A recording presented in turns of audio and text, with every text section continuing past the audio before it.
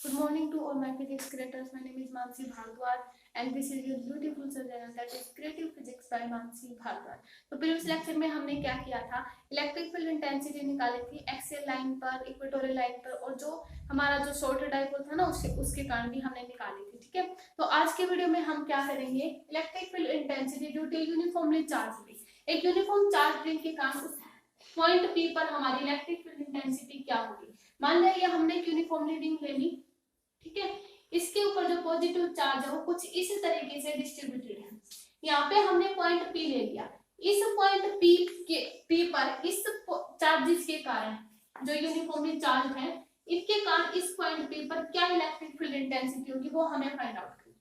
मान लें ये वाली डिस्टेंस, इसकी जो रेडियस है रिंग की वो हम ए मान लेते हैं और ये जो डिस्टेंस है ये आर मान, यहाँ पे पॉइंट सी मान लेंगे। अब देखो ये जो हमारी रिंग है ये क्या है, यूनिफॉर्मली डिस्ट्रीब्यूटेड है, बहुत सारे चार्जेस। अब हमने देखा था जो हमारी इलेक्ट्रिक फील्ड इंटेंसिटी थी ना ड्यू टू पॉइंट चार्ज के कारण, वो हमारी क्या थी, that is the 4 pi epsilon not. ठीक है, ये पॉइंट चार्ज के कारण थी ना, q/r²। अब देखो हमारे पास ये बहुत सारे चार्जेस हैं, यहाँ पे यूनिफॉर्मली डिस्ट्रीब्यूटेड है। अब इस पॉइंट P को जब हमने यहाँ पे छोटा सा एलिमेंट लिया, क्योंकि बहुत सारे चार्ज पार्टिकल के कारण इंटेंसिटी निकालनी डिफिकल्ट होती है, तो हम यहाँ से एक छोटा सा एलिमेंट कट कर देते हैं, इसके कारण हम इस पॉइंट P पर देंगे। अब इस पॉइंट P को यहाँ से दूर से क्या दिखाई देगा, एक तरीके से पॉइंट चार्ज दिखाई देगा, पॉइंट दिखाई देगा। तो इस पे हम क्या फॉर्मूला लगाएंगे, जो हमने किसके कारण, जो हमने पॉइंट चार्ज के कारण फॉर्मूला लगाया था। ठीक है, तो इस पे हम सेम यूज करेंगे। तो देखो जो हमारी इलेक्ट्रिक फील्ड इंटेंसिटी हो जाएगी वो क्या हो जाएगी, देखो दैट इज द dq, ठीक है, बाय 4 पाई एप्सिलॉन नॉट। और देखो यहाँ से क्योंकि हमने इस पॉइंट पे निकाल लिया, अब हम इसको मान लिया पॉइंट सी मान लेते हैं और हमने यहाँ से इसको मीट कर दिया, ये पॉइंट सी है, ये जो सीपी है, क्योंकि हमने ये मानी है क्योंकि हमने इसी पॉइंट पर निकालने, तो यहाँ पे हम क्या लेंगे, सीपी का स्क्वायर।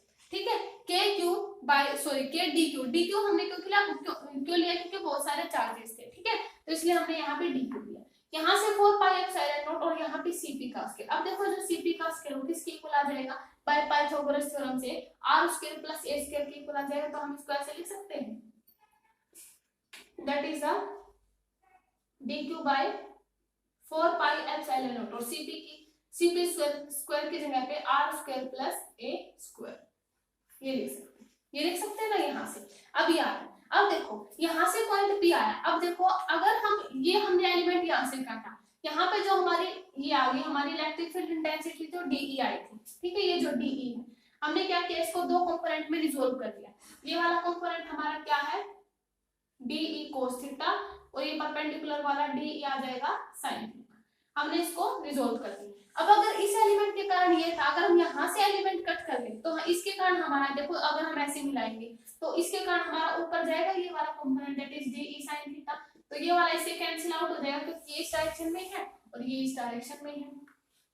ठीक है, और इसका जो ये वाला तो DE cos थीटा ही होगा, तो यहाँ से DE sin थीटा और DE sin थीटा ये आपस में कैंसिल हो जाएंगे। तो हमारे पास देखो जो DE बनेगा, देखो जो हमारे पास क्या बनेगा, DE that is the summation of DE cos theta, ये बनेगा।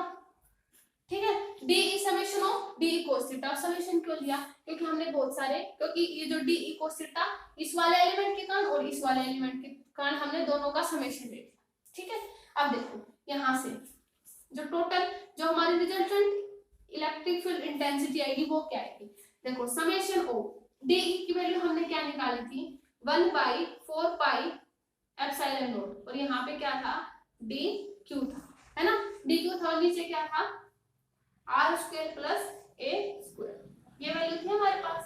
ठीक है, अब देखो cos थीटा, इस वाले एंगल से ट्रायंगल, इसको हम O मान लेते हैं, ट्रायंगल COP के अंदर हमारा cos थीटा क्या होगा, that is the base by hypotenuse. Base हमारे पास क्या है, देखो बेस हमारे पास है OP, ठीक है, हाइपोटेन्यूज हमारे पास क्या है, CP।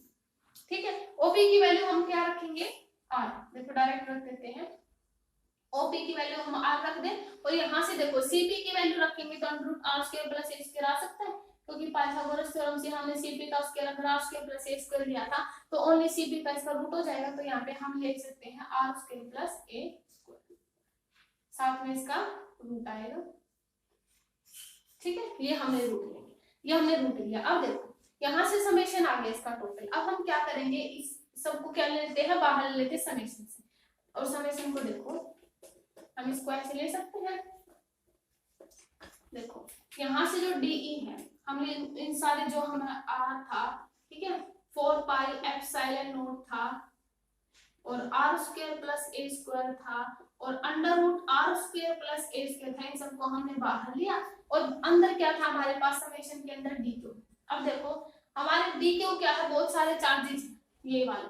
अब जब हमने समेशन ऑफ dq किया, यानी बहुत सारे चार्जेस का समेशन हम कैपिटल Q ले सकते हैं, तो यहाँ से देखो r by 4 pi epsilon not, ठीक है, यहाँ से r square plus 1 plus half की पावर कितनी हो जाएगी 3/2, तो r square plus a square की पावर कितनी आ जाएगी यहाँ से 3/2, ठीक है, और यहाँ से dq का जो टोटल चार्ज हमने हम कैपिटल Q ले सकते हैं। ठीक है, अगर मान लिया एक कंडीशन हम ये ले, ये जो डाइपोल है, ये जो हम रिंग है बहुत छोटी ले ले, अगर ये जो a है वो लेस देन किससे आ जाए r को, तो उस कंडीशन में हम a को नेग्लेक्ट कर सकते हैं। ठीक है, तो a को हम जब हम नेग्लेक्ट करेंगे तो यहाँ से क्या आ जाएगा r क्यूब, ठीक है, q है ना ये टोटल चार्ज हमारा, ठीक है, 4 pi epsilon naught by r की पावर 3/2 है, तो 2 से 2 यानी r की पावर क्यूब आ जाएगी, और इसको हम ऐसे भी तो लिख सकते हैं q by 4 pi epsilon naught और r स्क्वायर, क्योंकि r से r कैंसिल हो जाएगा ना यहाँ।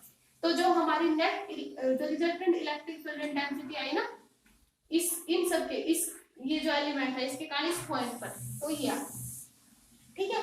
अब इसमें केस बनता है, मान लिया ये वाली डिस्टेंस है, अगर ये पॉइंट की जो बिल्कुल सेंटर में रखा होता, ठीक है, कुछ दूरी पर रखा, यानी उस केस में हमारे पास ये वाली चीज क्या आ जाती 0, क्योंकि r तो है नहीं ना, r तो 0 हो जाती, क्योंकि मान लिया अगर ये पॉइंट भी बिल्कुल यहाँ पर रखा होता तो क्या होता, यहाँ पे जो ये है यहाँ पे ये 0 आ जाती, तो हमारे जो इलेक्ट्रिक फील्ड इंटेंसिटी टोटल क्या आ जाती इनफाइनाइट आ जाती है ना, तो इलेक्ट्रिक सॉरी 0 आ जाती है ना इलेक्ट्रिक फील्ड इंटेंसिटी, क्योंकि यहाँ पे जो r है देखो इसमें रखेंगे, इसमें नहीं रख सकते ना, यहाँ पे देखो r थीटा सॉरी q है, r q by 4 pi epsilon not, अगर यहाँ r की वैल्यू 0 रखते, यहाँ पे भी 0, तो टोटल इलेक्ट्रिक फील्ड इंटेंसिटी क्या आ जाती 0, अगर ये डिस्टेंस क्या होती, ठीक है, अगर पॉइंट पे डिस्टेंस r पे ना रख के यहाँ पे रखा होता, ठीक है। अब देखो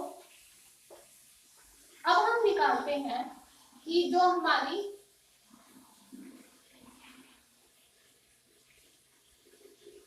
अगर हमारा जो डाइपोल है वो यूनिफॉर्म इलेक्ट्रिक फील्ड के अंदर रखा हो, ठीक है, 2 डायमेंशनल इलेक्ट्रिक फील्ड, ठीक है, क्या निकालेंगे डाइपोल सॉरी टॉर्क है ना,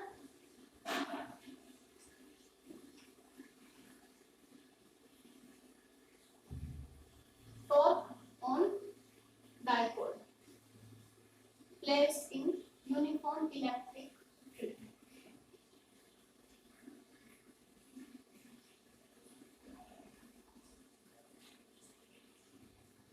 ठीक है, जब हमारा डाइपोल है यूनिफॉर्म इलेक्ट्रिक फील्ड के अंदर रखा हो तो उसके ऊपर क्या टॉर्क एक्ट करेगा, ठीक है, मान लिया हमारा यूनिफॉर्म इलेक्ट्रिक फील्ड कुछ इस तरीके से, ये आ गया हमारा यूनिफॉर्म इलेक्ट्रिक, ठीक है, हमारा डाइपोल कुछ इस तरीके से रखा है, ये मान लिया और ये मान, ये हमारा है डाइपोल, ठीक है, ये हमारा है,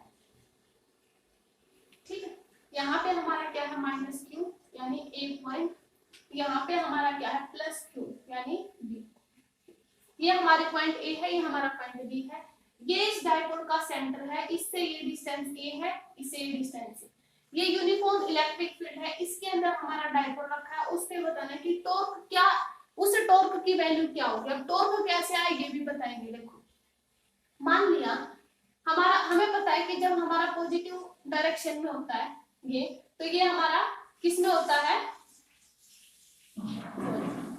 हाँ ये नहीं था, जो हमारा पॉजिटिव चार्ज होता है ना वो हमेशा किस डायरेक्शन में होता है अलोंग इलेक्ट्रिक फील्ड, और जो नेगेटिव चार्ज होता है वो हमारा क्या होता है opposite to the electric field, ठीक है। अब देखो यहाँ से देखो ये जो पॉजिटिव चार्ज है इसके ऊपर जो चार्ज होगा वो क्या हो जाएगा Q इंटू ई, और इसके कारण minus Q into E. Okay clear. अब देखो यहाँ से देखो क्योंकि ये फोर्स है, अब जो ये डायपोल है हमारा, क्योंकि एक दूसरे के ऊपर अगर इनका नेट चार्ज देखें तो जीरो हो जाएगा, लेकिन हमें क्या चाहिए, टॉर्क, डायपोल चाहिए, उसके ऊपर टॉर्क चाहिए। ठीक है, चार्ज से हमें कोई मतलब नहीं। तो क्या होगा देखो यहाँ से अगर हम देखें इसके ऊपर फोर्स कुछ इसी तरीके से लगाएगा। अगर मान लिया हमारा डस्टर कुछ इसी तरीके से रखा है, इस तरीके से, अगर हम इसके ऊपर फोर्स कुछ इसी तरीके से लगाए और इस डायरेक्शन में इस तरीके से लगेगा तो ये कुछ इस तरीके से रोटेट होना शुरू हो जाएगा। ये रोटेट होना शुरू होगा तो ये जो डायपोल है इस डायपोल को कुछ इस तरीके से रोटेट कर देंगे, इस तरीके से, क्योंकि अपनी डायरेक्शन में ये फोर्स लगाते रहेंगे और हमारा डायपोल रोटेट करना शुरू कर देगा। और हमें पता है जब कोई बॉडी रोटेट मोशन में होती है तब उसके ऊपर टॉर्क एक्ट करता है, इसलिए कहा है कि टॉर्क निकालो जब वो यूनिफॉर्म इलेक्ट्रिक फील्ड की, तो ये यूनिफॉर्म इलेक्ट्रिक फील्ड के अंदर रखा है तो ये डायपोल के ऊपर क्या कर देगा, टॉर्क एक्ट करेगा। ठीक है, अब जो हमारा टॉर्क होता है वो हमें पता है क्या होता है, फोर्स इनटू परपेंडिकुलर डिस्टेंस। ठीक है, ये होता है हमारा टॉर्क। ठीक है, अब देखो जो हमारे परपेंडिकुलर डिस्टेंस किस किस के बीच में होती है, जो हमारा फोर्स होता है और जो हमारी एक्सिस ऑफ रोटेशन होती है। देखो कैसे आया, इसको हम ए माना, हम क्या निकाले, टॉर्क निकालें क्योंकि बॉडी को रोटेट करना शुरू कर दें। परपेंडिकुलर डिस्टेंस कैसे निकालेंगे, पहले हम इस वाले पॉइंट पर देखो, मान लिया ये हमारा था, ये हमारा एक्सिस ऑफ रोटेशन हो गया, इसका फोर्स इस डायरेक्शन में है, ये इस तरीके से रोटेट करेगा, इसका फोर्स इस डायरेक्शन, तो इसकी परपेंडिकुलर डिस्टेंस किस डायरेक्शन में होगी, इस डायरेक्शन। क्लियर हुआ, क्योंकि हमारा फोर्स इस डायरेक्शन में था, ये हमारा एक्सिस ऑफ रोटेशन था और इनके बीच की डिस्टेंस ही तो परपेंडिकुलर डिस्टेंस होती है। और इसको देखो हमने दो कंपोनेंट में रिजॉल्व कर दिया, that is a cos theta and that is a sin theta, क्योंकि ये वाला एंगल हमारा क्या था, थीटा। अगर हम इसको ऐसे देखें तो ये वाला एंगल हमारा थीटा था, तो हमने इसको दो कंपोनेंट में रिजॉल्व कर दिया। ठीक है, ये आ गया a sin थीटा हो गया। अब इसके कारण क्योंकि अलग अलग फोर्स के ये जो चार्ज अलग अलग अपना अपना टॉर्क लगाएंगे, इसके कारण हमारा टॉर्क क्या आया, ये हमारा टोटल टॉर्क है। देखो टॉर्क किसके इक्वल आया, दैट इज फोर्स इनटू, इसके कारण हमारे पास क्या आया, a sin थीटा, क्योंकि परपेंडिकुलर डिस्टेंस हमारी यही तो आई ना, एक्सिस ऑफ रोटेशन के बीच में और फोर्स के बीच में, देखो a sin थीटा है। उसके बाद हम टॉर्क निकालते, देखो यानी इस चार्जेस के कारण क्या होगा, अब ये इसको इस तरीके से रोटेट ऐसे हो रहा है, अब देखो यहाँ पे ये क्या होगा, ये हमारा एक्सिस ऑफ रोटेशन है, इस डायरेक्शन में हमारा फोर्स जा रहा है। ठीक है, तो क्या होगा, इस डायरेक्शन में फोर्स है तो इसकी परपेंडिकुलर डिस्टेंस कुछ इस डायरेक्शन में हो जाएगी, ये हो जाएगी। ठीक है, तो ये क्या हो जाएगी a sin थीटा, इसको भी हमने रिजॉल्व किया, और इस डायरेक्शन में इसका क्या आ जाएगा, a cos थीटा। अब a cos थीटा वाले टर्म एक दूसरे को कैंसिल कर देंगे, सम अप क्या हो जाएगा, a sin थीटा का। क्लियर हुआ, तो यहाँ से ये वाला थीटा भी एंगल हो जाएगा ना, अगर ये वाला थीटा है, हो गया क्लियर। तो यहाँ से टो की वैल्यू क्या आ जाएगी, f into a sin tau one की वैल्यू ये आई थी, टो टू की वैल्यू ये आई। हमें क्या चाहिए, टोटल नेट टॉर्क चाहिए, तो देखो नेट टॉर्क क्या आ जाएगा, ठीक है देखो tau is equal to tau one plus tau, ठीक है। यहाँ से टो वन की वैल्यू क्या आई थी, f into a sin theta थी ना, a sin theta plus tau one की वैल्यू f इन प्लस इंटू था ना a sin थीटा। जब हम इनको ऐड अप करेंगे तो क्या हो जाएगा, 2f a sin यहाँ से ओके 2f आ जाएगा। अब हमें पता है f क्या होता है, q इंटू ये होता है, देखो कैसे लिखेंगे, ये यहाँ पे लिख देते हैं q माइनस, देखो यहाँ से हम क्या निकालेंगे, जो टोटल टू f की जगह हम क्या लिख सकते हैं, q इंटू e, ठीक है, a sin थीटा। हमें पता है q इंटू 2a, इसको ऐसे लिख सकते हैं, और इंटू में e sin थीटा लिखते हैं।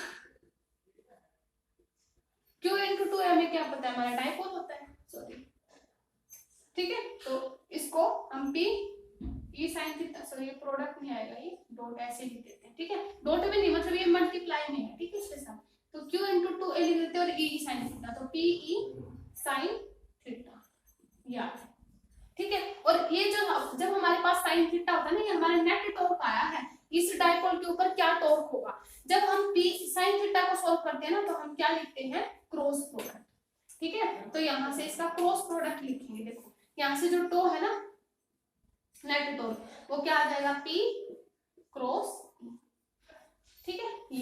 ये हमारा क्या है, नेट टॉर्क। तो जब हमने साइन थीटा को सॉल्व किया, तो यहाँ पे हमारा क्रॉस प्रोडक्ट। अब इसमें हम ऐसे भी लिख सकते हैं, जब हमारे पास नॉन यूनिफॉर्म इलेक्ट्रिक फील्ड हो। नॉन यूनिफॉर्म इलेक्ट्रिक फील्ड होगा तो क्या होगा, जो हमारा डायपोल है, एक बार तो हम मान ले कि इलेक्ट्रिक फील्ड की डायरेक्शन में इंक्रीज कर रहा है, तो अगर हमारा डायपोल इसी डायरेक्शन में, तो क्या ये एंगल होगा, बिल्कुल नहीं होगा। ये एंगल क्यों हुआ, क्योंकि इसकी जगह ऐसे रखा है, तभी तो इनके बीच में एंगल हुआ। अगर ये इसी डायरेक्शन में डायपोल हो, तो एंगल क्या होगा, जीरो। तो पूरा हमारा टॉर्क क्या आ जाएगा, जीरो। ये नॉन यूनिफॉर्म की बात हो रही है। अगर नॉन यूनिफॉर्म फील्ड हो हमारे पास, ये तो यूनिफॉर्म इलेक्ट्रिक फील्ड आया था, सॉरी यूनिफॉर्म इलेक्ट्रिक फील्ड था ना, उसके अंदर जो डायपोल रखा था, अगर उस इससे अनदर कंडीशन में अगर हमारा dipole non uniform electric field के अंदर रखा हो, हमारा जो इलेक्ट्रिक फील्ड कुछ इस डायरेक्शन, मतलब इस तरीके से हो, अगर इसके अंदर डायपोल रखा हो, तो कुछ एंगल तो होगा ही नहीं ना, तो इसलिए यहाँ पे टॉर्क जीरो आ जाएगा, ठीक है। चाहे डायपोल इंक्रीज कर रहा हो, चाहे डिक्रीज कर रहा हो, टॉर्क क्या बनेगा, जीरो, ठीक है।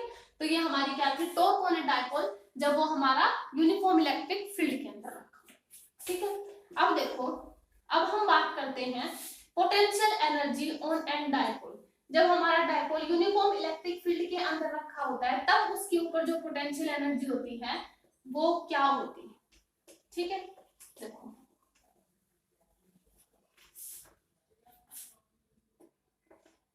Potential energy on an dipole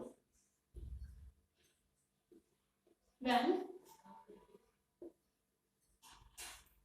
placed in uniform electric field, जब यूनिफॉर्म इलेक्ट्रिक फील्ड के अंदर रखा हो, ठीक है।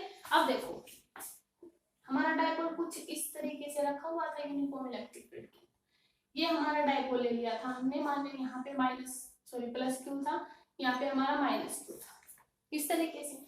अब देखो जो हमारा डायपोल है, जो इलेक्ट्रिक फील्ड है, ठीक है, इसकी पोजीशन है कुछ इलेक्ट्रिक फील्ड की, हमारा जो डायपोल है, अब जो इस इलेक्ट्रिक फील्ड के अगेंस्ट, ठीक है, इस डायपोल को रोटेट कर रहे हैं, तो इलेक्ट्रिक फील्ड भी तो अपना कुछ वर्क डन करेगा, ठीक है।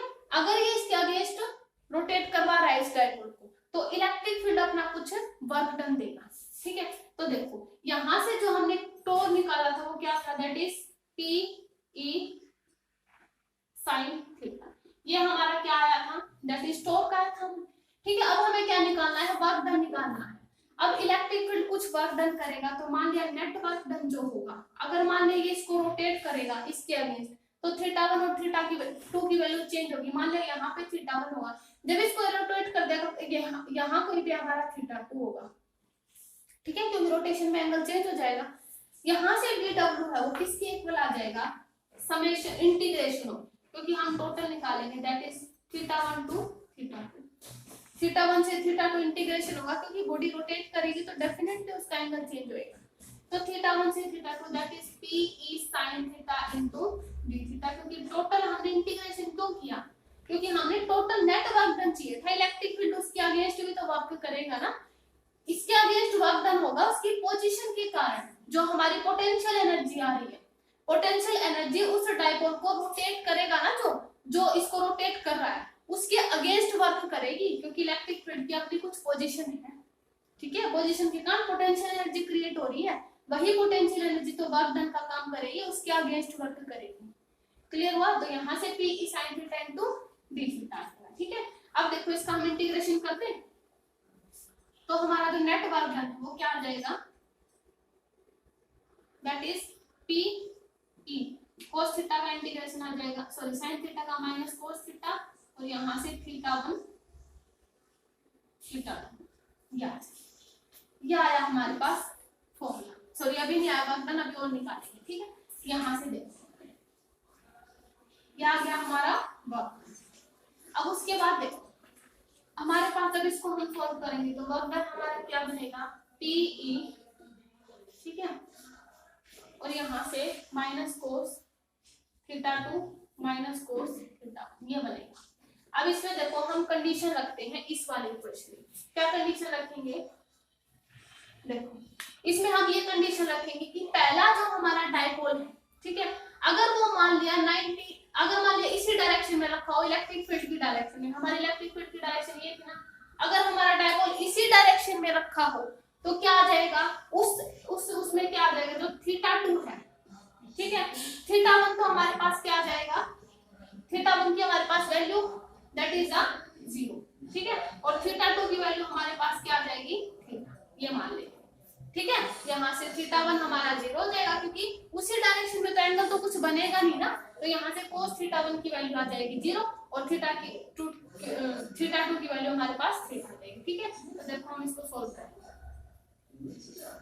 ठीक है, तो यहाँ पे हमारे पास क्या आ जाएगा, PE माइनस यहाँ से cos θ, ठीक है, और यहाँ से cos θ1 की वैल्यू हमारे पास 0 आई थी ना, तो यहाँ से आ जाएगा 0, cos θ हमारे पास क्या, cos 0 क्या होता है हमारे पास ना, तो हम इसको ऐसे लिख सकते हैं, ठीक है। या अब सेकंड केस हम क्या लेते हैं, मान लिया अगर हमारा डाइपोल इस इलेक्ट्रिक फील्ड के परपेंडिकुलर रखा हो, ये हमारा इलेक्ट्रिक फील्ड था और हमारा जो डाइपोल है वो कुछ इस डायरेक्शन, मतलब इस तरीके से 90 डिग्री राइट एंगल पे रखा हो, तो हमारे पास देखो क्या बनेगा, PE, ठीक है, और cos θ2 की वैल्यू अगर हम मान लें क्या आ जाएगी हमारे पास, θ2 θ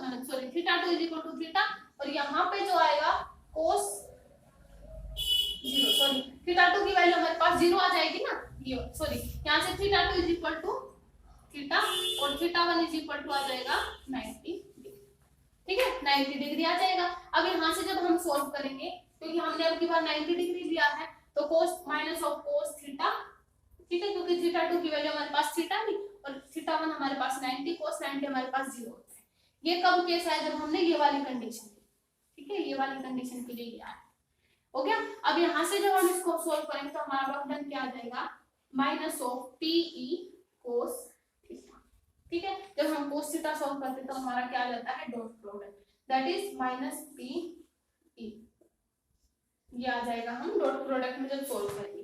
ये वर्क डन हमारा किसकी फॉर्म में था, पोटेंशियल एनर्जी की फॉर्म में, तो हम इसको U भी लिख सकते हैं, तो U हमारा क्या आ जाएगा, minus of P dot E, ठीक है, अगर हम प्रोडक्ट हटा दें तो cos थीटा भी लिख सकते हैं इस तरीके से, ठीक है। तो ये हमारी थी potential energy on an dipole जब वो यूनिफॉर्म इलेक्ट्रिक फील्ड के अंदर रखा, ठीक है। तो आज के वीडियो में इतना ही, नेक्स्ट लेक्चर में हम करेंगे इन दोनों जो हमने इलेक्ट्रोस्टैटिक फील्ड करवाया था, ठीक है, और जो हमारा इलेक्ट्रोस्टैटिक चार्जेस था, that is part number first, दोनों पार्ट से रिलेटेड न्यूमेरिकल, ठीक है। तो आज के वीडियो में इतना ही, ओके, थैंक यू।